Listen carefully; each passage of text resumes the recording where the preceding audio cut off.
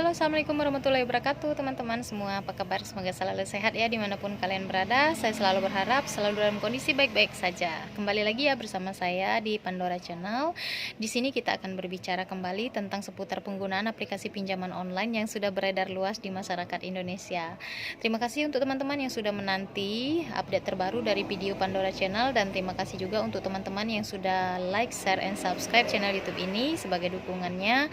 Dan untuk teman-teman yang baru nonton aja, silahkan di subscribe dulu ya, karena dukungan dari kalian itu memang sangat saya butuhkan, sangat saya perlukan untuk kemajuan serta perkembangan channel ini ke depannya. Oke, di episode ataupun di video kali ini saya akan mengangkat sebuah hal yang beberapa waktu ini sudah saya amati dan sudah saya pelajari, yaitu tentang banyaknya penawaran joki lumer di berbagai grup-grup yang menaungi atau menampung keluh kesah ataupun pengalaman dari teman-teman yang menggunakan aplikasi pinjaman online.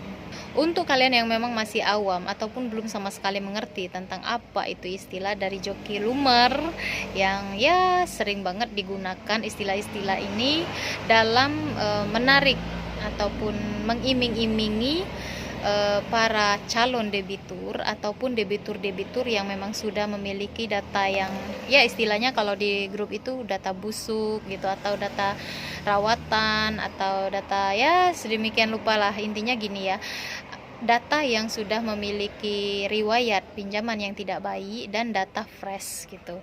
Jadi istilah-istilah yang ada di dalam grup yang banyak banget digunakan oleh para teman-teman yang sudah berkecimpung di dunia aplikasi pinjaman online ini memang sangat kadang lucu ya saya amati, kadang ya menarik, kadang ya nggak masuk akal gitu. Jadi untuk teman-teman yang masih mempertanyakan tentang istilah-istilah yang sering kalian baca di grup-grup ini, akan saya jelaskan ya secara terperinci. Joki lumer itu adalah dimana seseorang itu menawarkan jasa mereka untuk menggunakan data kalian, itu baik data kalian yang memang sudah memiliki riwayat yang tidak bagus di aplikasi pinjaman online maupun data yang masih fresh. Biasanya joki-joki ini itu menawarkan bahwasanya apapun rawatan, apapun kendala ataupun apapun jejak pinjaman kalian di aplikasi pinjaman online itu, mereka tetap mengiming-imingi akan bisa mencairkan seberapa dana yang kalian butuhkan. Dan saya heran banget kenapa masih aja banyak banget yang percaya.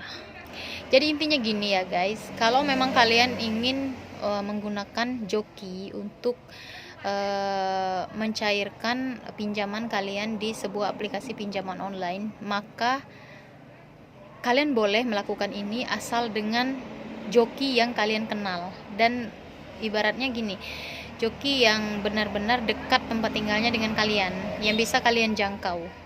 Tapi jika ya orangnya antah berantah, tinggalnya di mana, cuman kenal lewat sosmed, ini jangan ya, karena banyak juga yang udah memberikan keluh kesah mereka itu tentang bagaimana menggunakan joki, kemudian bukannya mengurangi masalah tetapi malah menambah masalah, bukannya mengurangi jejak hutang mereka tetapi malah menambah jejak hutang mereka. Yang tadinya tagihan pinjaman online mereka itu hanya ada di 7 ataupun 5 aplikasi, kemudian berkembang biak menjadi 10 sampai 15 aplikasi.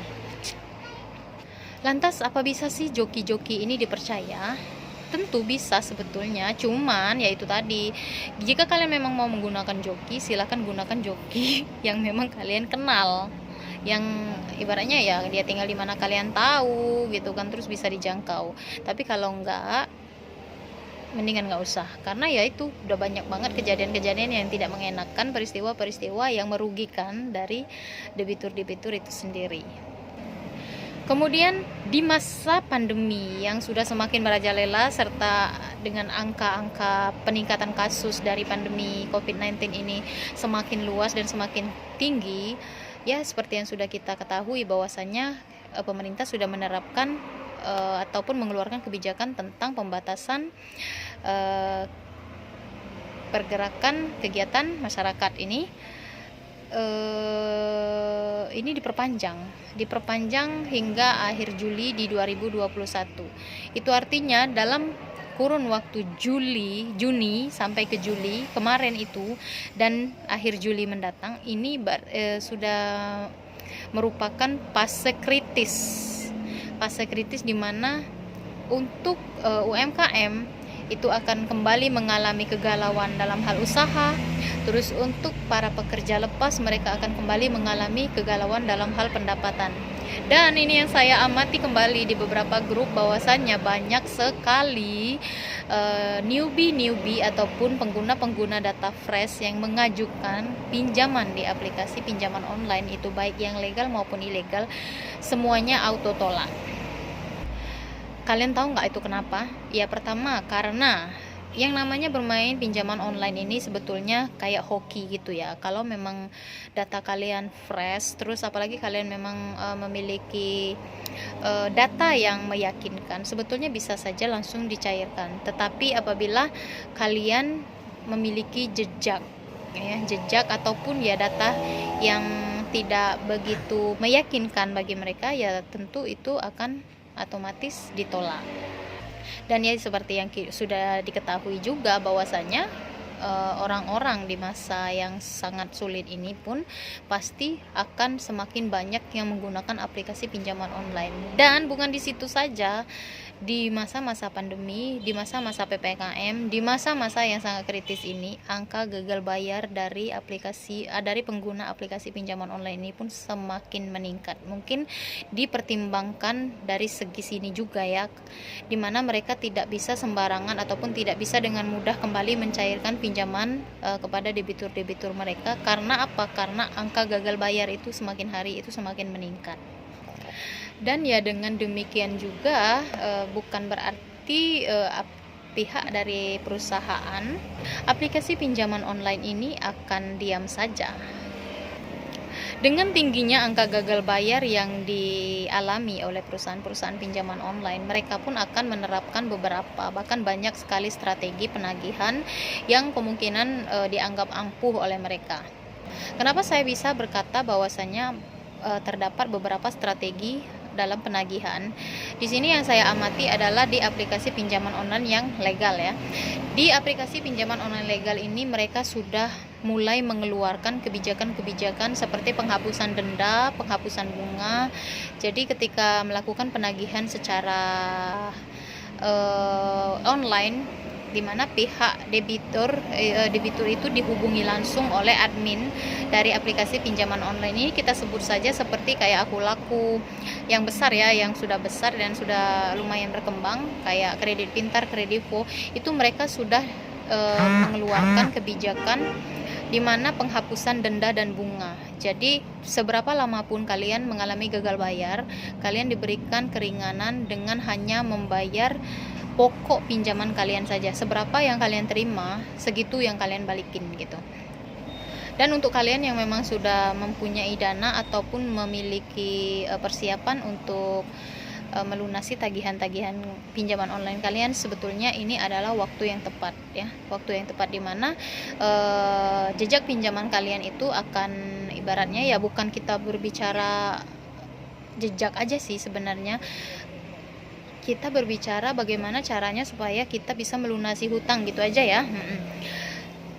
Dengan kebijakan-kebijakan serta ketentuan yang sudah mereka keluarkan yang terbaru-baru ini ya, itu sudah sangat meringankan menurut saya. Dimana kita misalnya kan meminjam uang itu di angka 2.500.000, maka mereka hanya minta dikembalikan 2.500.000, sementara riwayat kita gagal bayar itu sudah lebih dari 5 bulan gitu, sudah lebih dari 3 bulan gitu.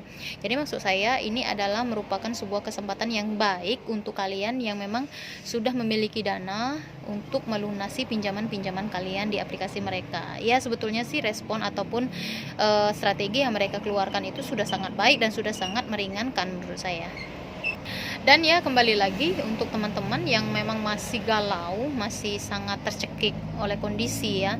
Ya seperti sudah kita ketahui memang jalannya ekonomi baik yang dialami oleh UMKM ataupun yang dialami oleh pekerja-pekerja lepas harian ini memang sudah lagi sangat-sangat terpuruk sekali, karena yaitu pembatasan kegiatan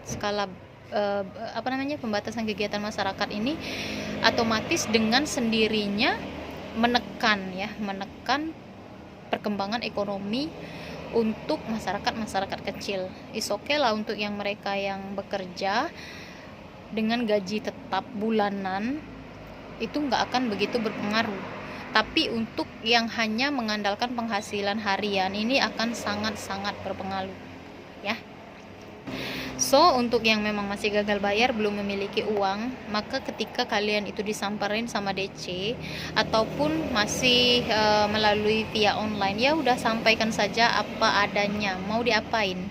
Kalian juga nggak akan dipaksa-paksa kok sama mereka, karena apa? Sudah melanggar aturan dan ketentuan apabila memang mereka bersikap kasar ataupun bersikap memaksa serta menekan debitur mereka. Karena ya secara gimana ya, kita mau membahas ini secara panjang lebar, siapa sih yang mau terlahir hidup susah gitu kan? Siapa sih yang mau terlahir hidup miskin? Siapa sih yang mau dengan sukarela berhutang gitu, ya kan?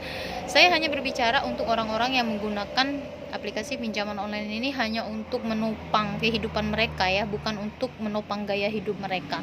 Jadi untuk kalian yang masih berjuang untuk melunasi hutang, berjuang untuk mendapatkan penghasilan dari hari ke hari demi mencicil hutang kalian, di beberapa aplikasi pinjaman online itu, entah ini aplikasi yang kalian gunakan atau tidak, itu seperti Shopee Pinjam, Shopee Pay Later, terus Aku Laku, Kredit Pintar, Kredivo, itu bisa kalian cicil mulai dari 10 sampai 20 ribu. Itu bisa kalian cicil ya. Tapi ini kembali lagi ke pertanyaan yang masih aja sering banyak ditanyakan, apakah dengan saya mencicil setiap hari sekian puluh ribu itu bisa menghentikan bunganya? Enggak ya. Kalau memang kalian mau mendapatkan sebuah negosiasi untuk mengembalikan seberapa pokok pinjaman yang kalian dapatkan dari aplikasi itu, maka tunggu saja tim DC-nya itu menghubungi kalian secara langsung, baik secara telepon ataupun secara langsung ke rumah atau alamat kalian tinggal. Biasanya kalau memang mereka tuh sudah sampai ke rumah itu enak banget loh diajak nego. Mereka juga manusia kok. Mereka apabila sudah melihat ya kondisi yang sebenarnya kita alami gitu, pasti mereka juga akan mengerti. Saya rasa seperti itu. Tapi ingat, apabila memang mereka dengan arogannya, dengan tindakan yang tidak menyenangkan, itu kalian juga bisa mempertahankan diri dengan menyatakan bahwasanya mereka sudah melanggar ketentuan serta aturan yang diberikan oleh OJK. Bagaimanapun juga tindakan tidak menyenangkan ataupun kekerasan verbal itu adalah sebuah pelanggaran hukum. Oke teman-teman, untuk yang masih gagal bayar, untuk yang masih berjuang dalam menyelesaikan hutang-hutang serta tagihan-tagihannya di aplikasi pinjaman online, saya tetap selalu mendoakan semoga kalian mendapatkan solusi terbaik, mendapatkan langkah yang terbaik, serta mendapatkan penghasilan yang mencukupi untuk membayar hutang-hutang kalian.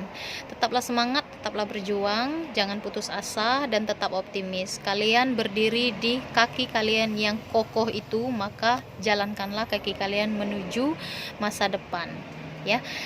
Karena tidak akan ada usaha yang keras, usaha yang tekun, usaha yang serius itu akan mengkhianati hasil.